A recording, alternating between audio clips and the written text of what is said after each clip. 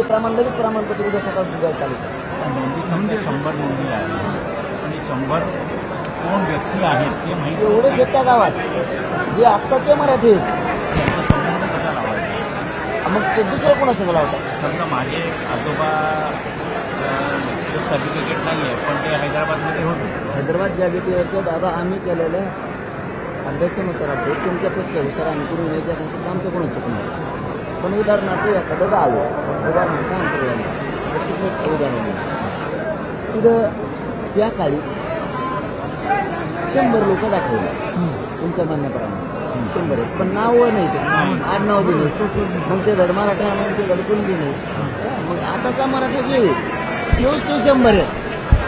समजा आज गावामध्ये 500 लोक आहेत ते सगळे मराठा नाही तर ते कुणबी म्हणजे कुंभे आहेत हे कसं ठरवायचं. ते काय गॅजेट सांगतोय ना यांच्यासाठी नावं नाही. मग ते कुणाचे म्हणून जो ते 100 लोक कुंभी होते त्याच्यासाठी काहीतरी पद्धत आम्हाला ठरवावी लागेल ना. काय बघायचं बघा त्या काळाचा आधारच सुद्धा असा आहे की हेच मराठीचे कुणबी दुसरं कुणी नाही. ते गॅजेटच आमचं आहे. गॅजेटच आमचं ते दुसऱ्याच आहे का. मग आडू घुसू नका तुम्ही काय करता तुम्ही करता कन्फ्युजन सगळं लोड हे गॅजेटच मराठीसाठी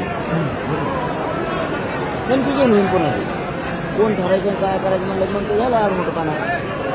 ते गॅजेटच आमचं आहे. ते गॅजेटमध्ये असणारा मराठी हे कुणबी दुसरा कोणी कुणबी सांगा मग चला. बाकीच्याला तर आरक्षण आहे. बाकीच्या जाती जर म्हणावं ते आहेत बाकीच्या जाती म्हणावं तर बाकीच्या जातीला सगळ्याला आरक्षण आहे.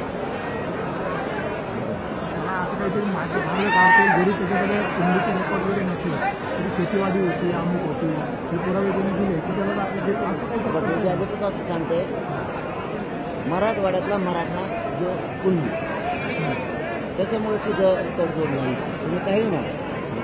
आता काय सरकार असलं तुम्हाला शेवटी समिती असतं तुम्हाला सभा आहे तुम्हाला जे समजतं तसं करतं तसं ते जर सरकार म्हणलं तू